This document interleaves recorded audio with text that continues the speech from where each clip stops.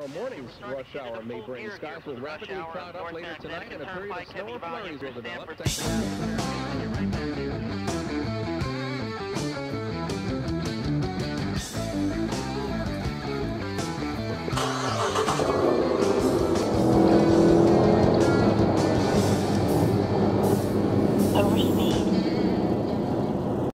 What's up, everybody? Scotty from CT Charger here. Today I just wanted to talk about a couple little tips and tweaks and driving preferences that you can do in your Chargers and Challys. I'm going to list a few and just little things that I like to enable or utilize in the cars that maybe some of you haven't thought about. First thing is that I really like to drive with the split seat in the back. I put the cup holder down. I think it gives it a really nice, kind of like a dual bucket seat look, kind of like the old style Chargers. You know, I rarely drive with three people in the back anyway, so I like that split bucket seat look, and then I like it at night too because the cup holders illuminate and it gives you some illumination in the back seat. Second thing is for you guys with sunroofs, I like to drive with the sunroof end cracked a little bit, with it just sticking up. I like the way it looks with my rear window spoiler that I have, and the back spoiler kind of gives it multiple, you know, lift, like a multiple lift look. And I also like how it increases the airflow in the car. I don't know if you've ever, you know, done this with heat, but when you crack your window in your car, the airflow starts coming through the vents faster without even having to turn up the fan. So cracking your vent up on the sunroof, you know, helps with the airflow. And I also like, in the winter, I like to feel the cool air coming down on my face, even if I have to turn up the heat a little bit inside.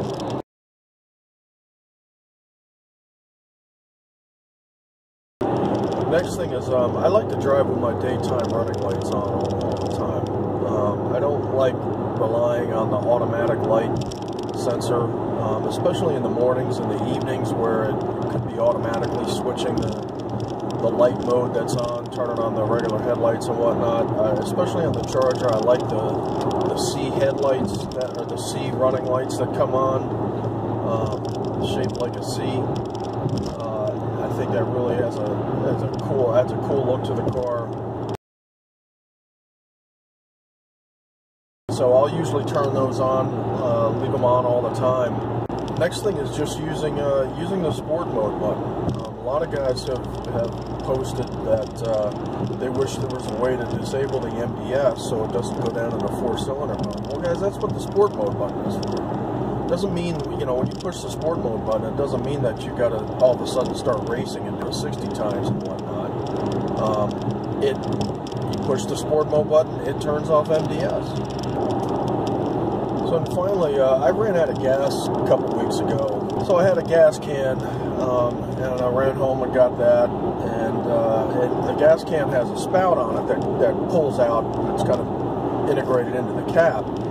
I couldn't get the spout to go down into the gas feed. And then I remembered seeing underneath the back cap of the trunk, the bottom part of the trunk where you lift up to get to the battery, there is a little funnel in there. And that funnel allows you to, it goes down into the gas feed far enough so that you can pour gas in. Just keep that in mind. If you ever run out of gas, you're going to need that. You're going to need to retrieve that little funnel out of the trunk. All right, guys. So those are just a few little tips and tricks that I found that I like about these cars. You know, if you have any tips and tricks you like, then comment below and let me know. Have a good day, everybody.